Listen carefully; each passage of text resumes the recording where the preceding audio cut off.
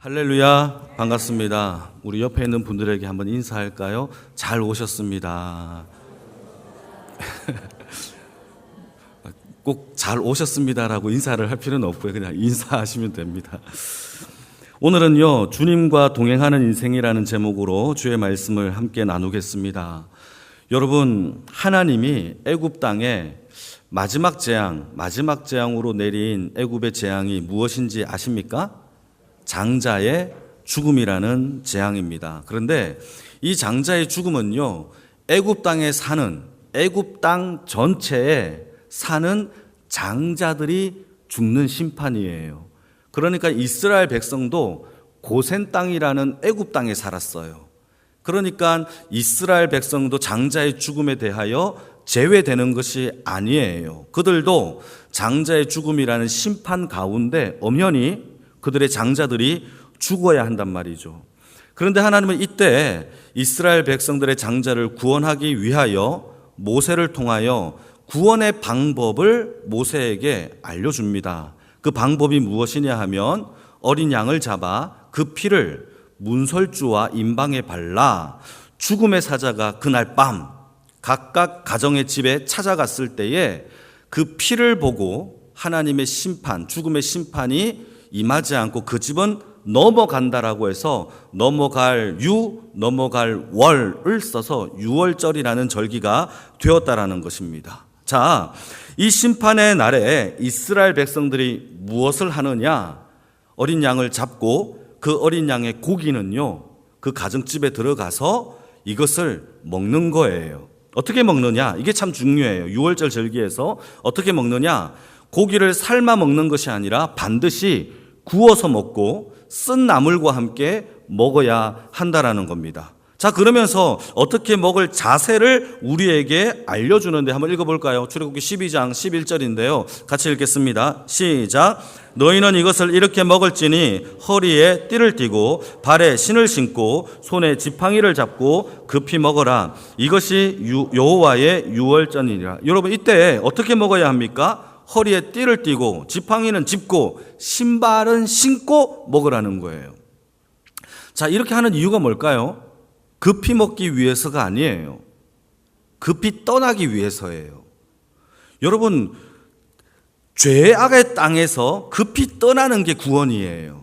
유월절의 핵심은요, 급히 먹는 것이 아니라 하나님 앞에 죄악과 죄된 그 종의 땅에서 하나님 앞에 급히 떠나는 것이, 그게 바로 우리의 구원이다라는 것을 우리에게 설명을 해주고 있는 겁니다. 이것이 마지막 때를 살아가는 성도들의 자세여야 합니다. 우리는 세상에 이게 목적지가, 최종 목적지가 아니에요. 이 땅에서 성공하면 좋죠. 배부르면 좋죠. 그러나 이게 우리의 목적과 목표가 아니에요. 여러분, 우리는 이 땅을 급히 떠날 자세로 살아가는 것이 구원받은 주의 백성의 태도이고 자세인 줄 믿으시기를 축복합니다. 세상이 좋죠. 그러나 여러분, 이 세상은요, 우리의 구원의 최종 목적지가 아니에요. 이렇게 세상 앞에 떠날 자세로 살아가는 자의 삶을요, 복음서에서는요, 깨어있는 삶이라고 얘기합니다. Awaken life, 각성된 삶. 하나님 앞에서 이 땅이 죄된 땅이라는 것을 각성한 사람들이 살아가는 자의 삶이 깨어있는 자의 삶이래요. 이것을 사도 바울은요, 에베소서에서 이렇게 설명을 합니다. 한번 읽어볼까요? 5장 15절에서 16절 시작. 그런즉 너희가 어떻게 행할지 자세히 주의하여 지혜 없는 자같이 하지 말고 오직 지혜 있는 자같이 하여 세월을 아끼라. 때가 악하니라. 사도 바울은요, 깨어있는 자의 삶을 다른 말로 뭐라고 얘기합니까? 세월을 아끼는 삶이에요. 여러분의 인생 가운데 세월을 아끼는 삶이 되시기를 축복합니다. 그 이유가 이 땅이 너무 악하기 때문에 깨어 있어야 된대요. 세월을 아껴야 된대요. 이때 사용하고 있는 이 아끼라라는 단어가 제가 여러 번 설명했어요. 헬라 말로 엑사조라조예요. 자, 이게 무슨 뜻인지 혹시 기억하시는 분 있나요? 구속하다, 건져내다. 아낀다라는 말은요, 구속하다, 건져내다, 속량하다. 영어로는 redeem이라는 단어를 써요. 여러분, 마지막 시간대에 우리는 시간을 구속해야 돼요. 이게 깨어있는 자의 삶이에요. 정신 차려야 돼요. 시간을 어디에다 낭비합니까? 하루 종일 유튜브 봅니까? 깨어있어야 돼요. 어떻게 살기 위하여, 구원받은 주의 백성의 삶을 살기 위하여 우리는 이 악한 세상 속에서 구별된 시간으로 살아가요. 이게 엑사고라조예요.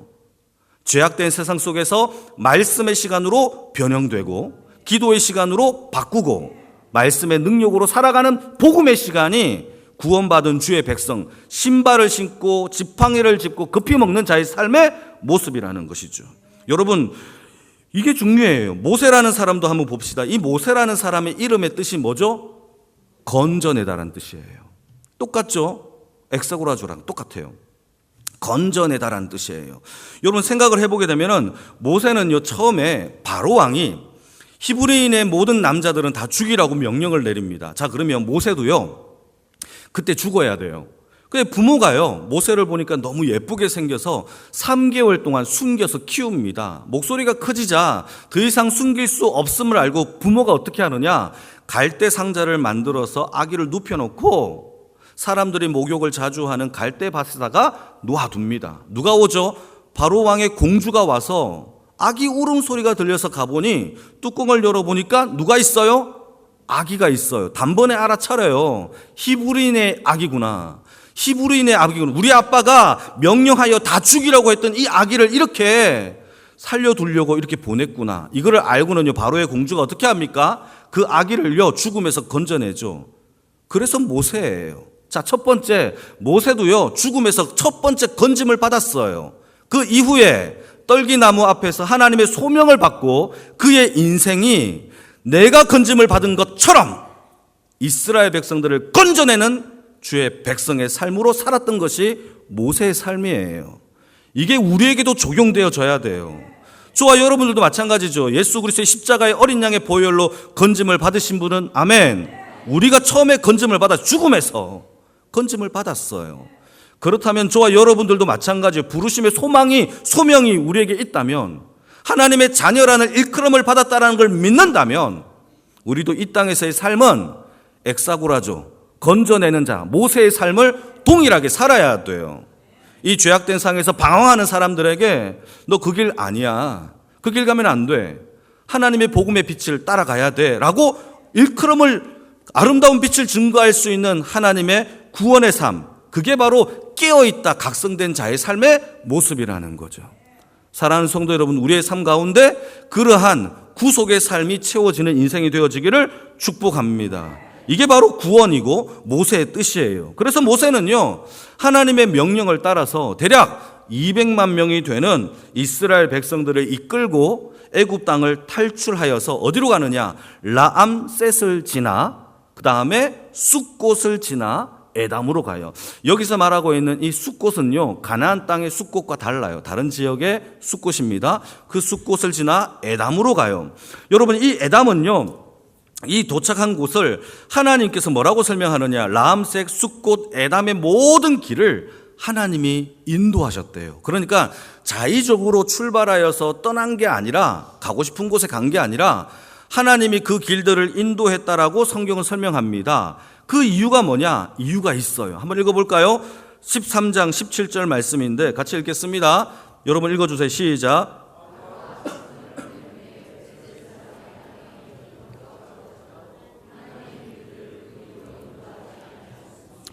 이는 하나님이 말씀하시기를 이 백성이 전쟁을 하게 되면 마음을 돌이켜 애굽으로 돌아갈까 하셨다라는 거죠. 이스라엘 백성들이 가장 가까운 가나안 땅으로 들어가는 방법은 블레셋 진영의 땅을 지나가면 아주 쉽게 들어갈 수 있어요.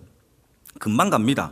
그런데 하나님이 이 쉬운 길 놔두고요, 바닷길로 인도하셨던 이유가 뭐냐? 블레셋 사람들에게 이 길로 지나갈 때에 그들은 호전적인 사람이에요. 전쟁을 좋아하는 백성이에요. 그러면 이스라엘 백성들이 갖고 있는 금은 패물, 가축들이 있을 거 아니에요. 다 훔쳐갈 거 아니에요.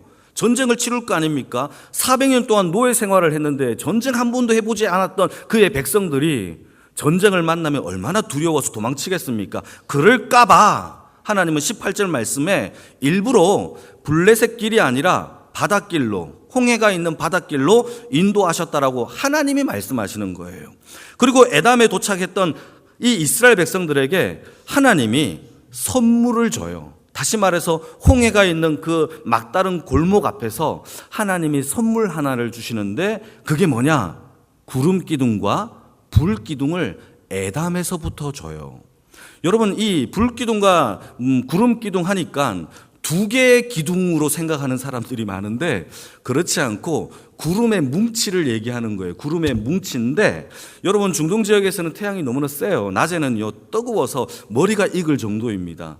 여러분, 그래서 맨발로 바닥 밟으면 타요. 그 정도로 뜨거운 지역이니까 하나님이 구름을 만들어 주셔서 그 구름 아래에서는 이 태양을 가릴 수 있으니 그늘 속에 지내게 한 거예요. 그런데 또 중동 지역은요, 또 해가 지면 급격히 온도가 떨어져요. 추워요. 그러니까 그 구름 속에, 똑같은 구름 속에 하나님의 불을 집어넣어 주셔서 따뜻하게 보호해 주시는 하나님의 선물 장치가 바로 구름 기둥과 불 기둥이에요. 또 이것의 큰 특징은 하나님께서 이 구름 기둥과 불 기둥으로 이스라엘 백성들의 길을 안내했어요. 구름 기둥이 이동하면 그 그늘진 그 그늘을 따라서 이동하는 거예요, 백성들이. 그게 하나님의 인도법이었단 말이죠. 그게 하나님의 선물이었어요. 자, 이렇게 하나님의 구름 기둥과 불 기둥으로 인도하심과 보호하심 속에 살았다면 이스라엘 백성들이 이 에담에서 하나님을 원망하면 안 되잖아요. 하나님께 감사해야 되잖아요. 기적을 체험했잖아요. 그럼에도 불구하고 이들이 불평했을까요? 안 했을까요? 해요. 이게 우리 모습이에요. 진짜 우리의 모습이죠. 여러분, 자신이 조금만 힘들어져도 기적을 체험하고도 그 다음날 하나님을 원망하는 게 인간의 악한 모습이에요. 우리 인생 가운데 기적을 많이 체험했다라고 믿음이 강할 거라고는 생각하지 마세요. 방언을 200년 해도요, 여러분 믿음 강할 거라고 생각하지 마세요. 하나님 앞에 오늘 주의 은혜와 내 능력이 하나님으로부터 왔다라는 고백을 하지 않는 한, 여러분, 저와 여러분들에게는 우리의 믿음이 어쩌면 호수아비아와 같은 믿음일 수 있다라는 거예요. 자, 이렇게 결론부터 얘기하자면 이들은요, 조금만 힘들어서 길 때문에 원망하고, 물이 없으면 물 때문에 원망하고, 먹을 게 없어 먹을 것 때문에 원망했다라는 것이에요. 다시 오늘 본문으로 넘어와 봅시다. 이 숫곳을 지나 에담의 장막을 친 이 장소가 좀 특이한데요. 20절 말씀, 13장 20절 다시 한번 읽어볼까요? 시작. 그들이 숫곳을 떠나서 광야 끝 에담의 장막을 치니, 에담을 뭐라고 설명합니까? 광야 끝이라고 생각해요. 끝이라고 설명해요. 이 광야 끝이라는 것은요, 더 이상 길이 없다라는 뜻이에요. 그러니까 바다라는 거예요. 그 바다의 막다른 골목 앞에 이스라엘 백성들이 도착을 했고, 심지어 하나님이 그 길을 지나가는 통로로 사용한 게 아니라 14장 2절 말씀을 한번 보실까요? 14장 2절 시작. 이스라엘 자손에게 명령하여 돌이켜 바다와 믹돌 사이에 비하히롯 앞 바알스본 맞은편 바닷가에 뭘 하라고요? 장막까지 치라는 거예요. 빨리 지나가면은 그래도 안전할 텐데 거기에다가 장막을 치라고 하는 거죠. 학자들은요, 이 믹돌이라는 지역을 애굽의 망대가 있는 최전방이라고 이야기를 합니다. 그러니까 애굽을 지키는 이 병사들이 믹돌에서 보니까 200만 명이 되는 이스라엘 백성들이 에담에 와서 비하히롯이라는 이 바닷가에 장막을 치는 것을 보고 바로 왕에게 보고를 했겠죠. 왕이시여, 지금 이스라엘 백성들이 광야에 갇혔습니다. 비하히롯에서 장막을 쳤습니다. 앞에는 홍해가 있고 뒤에는 애굽 땅이 있는 그런 막다른 골목에 있습니다 라고 보고를 하지 않았겠습니까? 그때의 바로 왕이 마음속에 다시 완악하여지는 마음이 생기는 거예요. 불사, 내가 왜 그냥 보냈을까? 라고 하는 마음에 오늘 본문 읽어볼까요? 5절 말씀입니다. 14장 시작. 그 백성이 도망한 사실이 애굽 왕에게 알려짐에 바로와 그의 신하들이 그 백성에 대하여 마음이 변하여 이르되 우리가 어찌 이같이 하여 이스라엘을 우리를 섬김에서 놓아 보내었는가 하면서 후회를 해요. 그러면서 7절 말씀에 무려 애굽에 선발된 최정예 특전사 600대의 병거를 보내고요, 뿐만 아니라 나머지 총동원된 병거들을 싹 다 보냅니다. 다시 말해서요, 병거를 보냈다라는 것은요, 걸어서 안 갔다라는 거예요. 말을 타고 갔다라는 거예요. 말을 타고 쏜살같이 그들을 쫓아라 라고 명령을 내린 겁니다. 얼마나 빨랐던지 이스라엘 백성들이 비하히롯을 떠나기도 전에 뒤를 돌아보니까 애굽의 군대가 여러분 흰 그 먼지를 일으키면서 막 쫓아오는 거예요. 자, 이때 이스라엘 백성들이 두려워했을까요? 기뻐했을까요? 두려워했죠. 여러분 성경 기록된 것을 보게 되면 이스라엘 백성들이 어떻게 얘기하느냐? 어떤 무리는 하나님 앞에 하나님 살려주세요라고 얘기했고, 어떤 무리는요 모세를 향하여 하나님을 원망하는 모습이 펼쳐졌다라고 성경 기록하고 있습니다. 그 원망의 소리를 한번 읽어볼까요? 여러분 14장 11절 12절인데요. 여러분 천천히 읽어보시겠습니다. 시작. 그들이 또 모세에게 이르되 애굽에 매장지가 없어서 당신이 우리를 이끌어내어 이 광야에서 죽게 하느냐? 어찌하여 당신이 우리를 애굽에서 이끌어내어 우리에게 이같이 하느냐? 우리가 애굽에서 당신에게 이른 말이 이것이 아니냐? 이러기를 우리를 내버려 두랴. 우리가 애굽 사람을 섬길 것이라 하지 아니하였더냐? 애굽 사람을 섬기는 것이 이 광야에서 죽는 것보다 낫다. 여러분 이게 얼마나 지도자에게 이런 말을 하면 얼마나 상심되겠습니까? 여러분 이러한 원망을요 지도자에게만 한 게 아니죠. 하나님께 했다라는 것이죠. 여러분 지금 이스라엘 백성들은요 어떤 상태냐? 하나님의 10가지 재앙을 봤어요. 장자의 죽음에서 구원을 받았어요. 여러분 뿐만 아니라 이스라엘 백성들이 애굽 사람들에게 금은 패물을 달라라고 하니까 그냥 줘요. 이게 기적이 아니고 뭐겠습니까? 그리고 구름 기둥과 불 기둥 아래에서 하나님의 보호하심 속에 있어요. 그럼에도 불구하고 하나님이 지금까지 인도했다라는 것을 한 번, 두 번, 세 번, 네 번이 아니에요. 수많이 경험했음에도 불구하고 바로의 군대가 먼지를 이끌고 쫓아오니까 하나님을 불신합니다. 원망합니다. 차라리 광야에서 죽는 것보다 애굽에서 죽는 게 낫지 않냐라고 여러분 핏대를 올리며 원망하는 거예요. 여러분 이스라엘 백성들이 지금 하나님을 원망하는 이유는 무엇인지 아십니까? 하나님의 기적을 덜 체험해서 하나님의 보호하심 속에서 덜 살아서가 아니에요. 하나님의 능력과 기적을 체험해도요 자기의 방식대로 하나님을 믿으면 원망해요. 중요합니다. 다시 한번 얘기합니다. 우리의 믿음은요 내가 믿고 싶은 대로 믿으면 안 돼요. 구원의 방법은요 하나님이 주시는 거예요. 십자가가 우리가 정한 건가요? 하나님이 주신 거예요. 그 방법을 믿어야 돼요. 하나님께서 인도하심의 그 방법과 그 과정도 믿으시기를 축복합니다. 우리는 이걸 믿지를 못해요. 내 방법대로 믿으려고 해요. 그러니까 예배 생활 열심히 하면 나는 다치면 안 돼요. 1년 내내 새벽기도 한 번도 안 빠지면요 길 가다가 다치면 안 돼요. 구름 기둥과 불 기둥 아래에 살면요 나는 행복만 있어야 돼요. 어려움을 당하면 하나님께 원망해요. 이게 아직도 내 뜻대로 내 마음대로 믿는 자아의 신앙입니다. 이게 부서져야 돼요. 여러분 기적을 체험해도요 우리에게 고난이 있을 수 있어요 없어요? 있어요. 구름 기둥과 불 기둥 아래에 있어도요 어려움을 당할 수 있어요. 하나님께 내가 1년 동안 헌신한다고 결단을 해도요 그 다음날 나에게 큰 시련이 닥쳐올 수 있어요. 여러분 그 방법도요 하나님이 더 선한 것으로 인도해 주실 것이라고 믿고 살아가는 것이 진정한 믿음인 줄 믿으시기를 축복합니다. 그래서 믿음이란 하나님을 믿되 그 과정도 그 결론도 믿으시기를 축복합니다. 내 뜻을 버리고 주님의 뜻을 이루소서가 우리의 삶 가운데 있기를 축복합니다. 또 한 가지 더 중요한 게 하나 있어요. 그것은 무엇이냐면 지금 이스라엘 백성들이 위기 가운데 있는 이 처지를 보게 되면 앞에는 홍해가 있어요. 뒤에는 뭐가 있죠? 바로의 군대가 죽이려고 쫓아와요. 자, 질문 던지겠습니다. 이스라엘 백성들이 이 홍해와 바로의 군대 이 사이에서 받아야 할 구원은 홍해로부터 구원입니까? 바로의 군대로부터의 구원입니까? 앞으로 가면 홍해에 빠지고 뒤로 가면 군대에 죽임을 당해요. 둘 다 죽어요. 자, 이때 여러분 어디로부터의 구원이에요? 홍해로부터의 구원입니까? 애굽의 군대로부터의 구원입니까? 이거를 정확하게 아는 것이 구원받은 자의 삶의 모습이에요.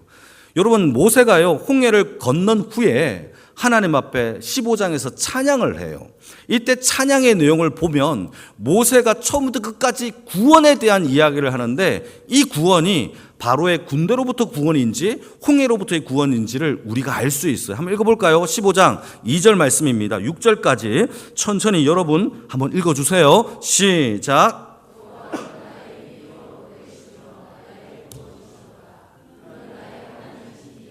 내가 그를 찬송할 것이요 내 아버지의 하나님이시니 내가 그를 높이리로다.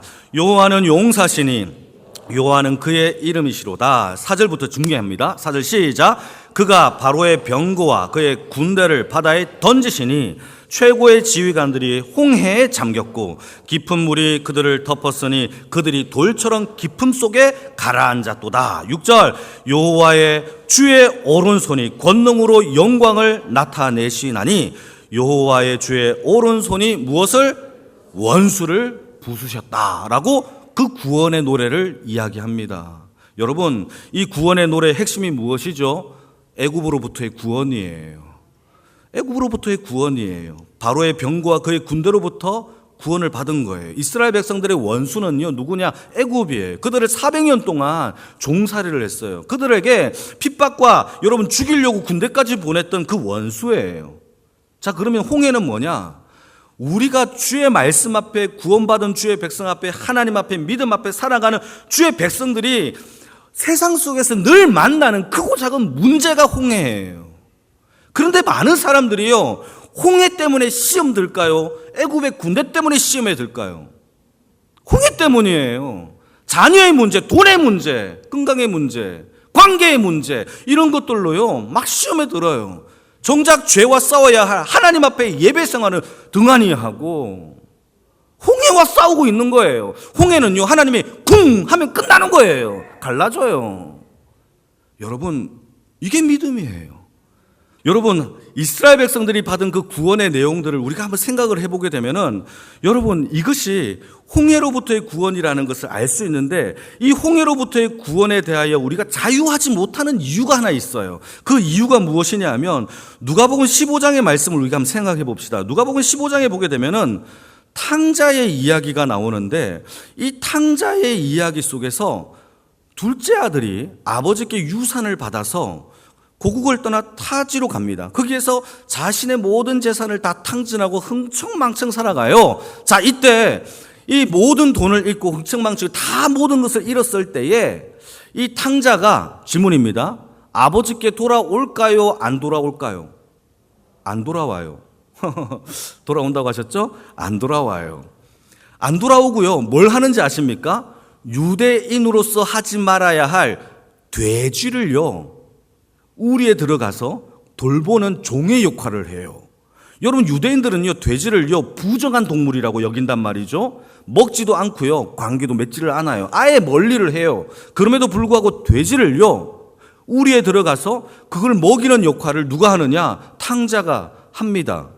자, 그런데 여기에서 중요한 얘기를 합니다. 탕자의 얘기 속에서. 이 탕자가요, 돼지 우리를 먹이면서 이 탕자가 먹었던 음식이 뭐냐? 쥐염 열매라는 열매를 맺는데, 이 쥐염 열매가 돼지 밥이에요. 돼지 여물이에요. 그러니까 여러분, 모든 것을 잃어도요, 돼지가 먹는 이 부정한 동물에 먹는 이 쥐염 열매조차도 내 주머니에 한 개라도 있으면 하나님께 돌아가지 않는다라는 거예요. 내 주머니에 의지할 만한 것이 한 개라도 있으면 우리는 하나님께 돌이키지 않아요. 자, 그러면 언제 회개를 하느냐? 한번 읽어볼까요? 누가복음 15장 16절 말씀에 기록되어 있습니다. 그가 돼지 먹는 쥐염 열매로 배를 채우고자 하되 주는 자가 없는지라. 여러분, 더 이상 쥐염 열매조차도 없어지니까 그때 16절 말씀, 17절 말씀에 넘어가면은 그가 스스로 돌이켜 아버지께로 돌아갈 마음이 그때 생겼대요. 여러분, 우리가 홍해 앞에서 의지할 만한 쥐염 열매가 한 개라도 있으면요, 하나님을 전적으로 의지하지 않아요. 우리가 하나님 앞에 내 주머니에 쥐염 열매 한 개라도 있으면 하나님을 전적으로 믿지 않아요. 내 방식대로 살아가려고 해요. 홍해 앞에서 수영을 치려고 하려고 하고요, 뗏목을 만들려고 해요. 수영 치다가 죽고요, 뗏목 만들다가 애굽의 군대가 와서 죽어요. 이것이 우리의 어리석은 모습이란 말이죠. 자, 그러면 하나님이 우리에게 어떻게 하시고자 했느냐? 뗏목을 만들어라, 아니면 수영을 해라, 아니면 너희들끼리 방법을 만들어라, 이게 아니에요.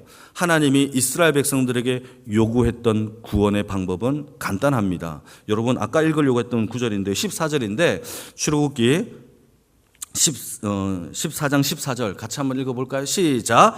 여호와께서 너희를 위하여 싸우시리니 너희는 어떻게 하라? 가만히 있으라, 가만히 있으라. 가만히 있으시기 바랍니다. 그런데요, 가만히 못 있어요. 여러분, 가만히 있는 게 얼마나 힘든지 아십니까? 하나님의 구원을 믿고 기다리는 게 믿음이 없는 사람들에게 힘들어요. 뭘 하려고 해요? 믿음이 없으니까. 내가 해보려고 해요. 여기서 내가 애써 보려고 해요. 그런데요, 하나님의 구원의 방법은요, 주를 바라보는 거예요. 그 믿음이 있기를 축복합니다. 이 믿음이 대단한 거죠. 그래서 하나님은 우리에게 십자가의 주를 바라볼 때에 우리의 힘과 능력으로 구원하는 것이 아니라 내가 너희를 어떻게 구원하는지를 보라라고 말씀을 하시는 거예요. 여러분, 우리가 홍해 앞에서 아직도 왜 원망합니까? 문제 앞에서 두려워합니까? 쥐염 열매가 조금이라도 있어서예요. 아무것도 없으면요, 하나님만 의지할 수밖에 없어요. 내가 죄인 되었다라는 사실을 여러분 순전한 마음으로 고백하기를 축복합니다. 그러면요, 십자가 외에는 붙잡을 게 없다라는 게 보여요. 그것만 보면 하나님께서 우리에게 홍해 앞에서도요, 가만히 있을 수 있는 믿음을 주시고요, 하나님의 능력과 역사가 일어날 줄로 믿으시기를 축복합니다. 이렇게 하나님의 인도하심에 우리가 놓치지 말아야 할 한 가지 중요한 내용이 또 하나 있는데, 그것이 무엇이냐 하면 라암색과 숫것과 에담과 그리고 마지막 비하히롯까지 하나님께서 이 거치는, 이 이동하는 내내 하나님이 이스라엘 백성들을 어떻게 인도하셨느냐, 요거를 한번 마지막으로 읽어봅시다. 13장 21절 말씀입니다. 시작. 여호와께서 그들 앞에서 가시며 낮에는 구름 기둥으로 그들을 길을 인도하시고 밤에는 불 기둥을 그들에게 비추사 낮이나 밤이나 진행하게 하시니. 여러분, 하나님이 이스라엘 백성들을 어떻게 인도하셨느냐 하면은 그들 앞에서 하나님이 가셨대요. 이 앞에서라는 단어가 중요해요. 여러분, 이 단어는요, 제가 여러 번 얘기했는데 파님이라는 단어예요. 파님은요, 코앞에서, 면전에서 얼굴을 맞대고 이런 뜻입니다. 그러니까 하나님이 저와 여러분들이 인도하실 때에 어떻게 인도하시느냐 하면 제 얼굴을 맞대고 가자 해서 가는 거예요. 저 멀리 가가지고 따라와! 라고 하지 않으세요. 나를 따라라! 이게 아니라 하나님께서 우리의 면전에서 하니야 가자, 이렇게 해서 인도하시는 것이 하나님의 인도법이라는 사실을 믿으시기를 축복합니다. 이게 하나님께서 걸음폭을 맞추어서 우리와 함께 동행하시는 하나님의 모습이라는 거죠. 신앙은요, 하나님과 동행하는 거예요. 하나님과 동행이 없는 자들은 불행해요. 정말 불행해요. 걱정돼요. 비전과 꿈과 해야 될 목표를 몰라요. 그러나 하나님과 동행하는 자들은요, 걱정이 없죠. 왜요? 하나님이 오늘의 은혜를 부어주시기 때문입니다. 선발대가 아니에요. 함께 감히 위로와 평강이 있는 동행이 하나님께서 우리에게 주시는 은혜예요. 자, 여러분, 이러한 하나님의 동행을요, 저와 여러분들이 매주일마다 고백할까요? 안 할까요? 해요, 안 해요? 하고 있어요. 그게 어디에 나오느냐? 주기도문에 나와요. 주기도문에 어디에 나올까요? 일용할 양식을 주시옵고. 여러분, 일용할 양식이 하나님이 우리에게 이렇게 기도하래요. 이 말은 무슨 뜻이냐? 내가 일용할 양식을 통하여 너와 동행하겠다라는 뜻이에요. 여러분, 30일치의 양식을 주시면 나머지 29일은요 하나님과 동행하지 않는 것이죠. 제 아내가요 가끔씩 서울에 볼 일이 있어서 올라가면요 국을요 이만큼 끓여놔요. 반찬도 많이 해놔요. 이 말은 무슨 뜻이에요? 너 혼자 차려 먹어라, 이런 뜻이라는 거죠. 여러분, 이게 은혜예요? 아니에요. 하나님께서 저와 여러분들에게 일용할 양식을 주시겠다라는 것이 은혜예요. 오늘도 동행하고 오늘도 날마다 주시는 하나님의 밥상을요 내 면전에서 차려주시는 은혜를 다윗이 고백했잖아요. 그게 은혜, 그게 복이에요. 우리의 삶 가운데 그러한 은혜가 있어지기를 축복합니다. 그게 바로 복이라는 거죠. 여러분, 우리가 앞이 보이지 않는 사람을 인도할 때요, 앞에는 보이지 않는 사람에게 여기가 계단이 있습니다, 발 조심하세요, 물이 있습니다, 진흙이 있습니다, 이렇게 얘기하지 않아요? 멀리 있는 거 100m, 1000km 있는 이런 거리 앞에 저기에 바다가 있어요, 조심하십시오 라고 말하는 사람은 없어요. 여러분, 하나님도요, 동행이라는 것의 의미를 보시게 되면 저 멀리 있는 것을 우리에게 가르쳐 주는 게 아니라 오늘도 날마다 일용할 양식을 통하여 우리를 각성하는 자의 삶, 깨어있는 자의 삶을 살기를 원하고 계신다라는 거예요. 100일치의 양식을 줘도요, 그 다음날 나머지 99일의 양식은 다 썩어버려요. 더 이상 버티지 못하잖아요. 여러분, 우리가 많이 알아도요, 여러분 그게 무슨 소용이 있겠습니까? 날마다 하나님 앞에 우리가 정답을 알아도 우리의 인생의 우둔함 때문에 헛물켜는 우리의 인생인데, 여러분 오늘 하루치의 은혜를 감사하기를 축복합니다. 오늘의 일용할 양식을 구하시기를 축복합니다. 하나님과 동행하는 그 은혜가 우리의 면전 앞에서 날마다 동행하는 영광의 모든 주의 백성들이 다 되어지기를 주님의 이름으로 축복합니다.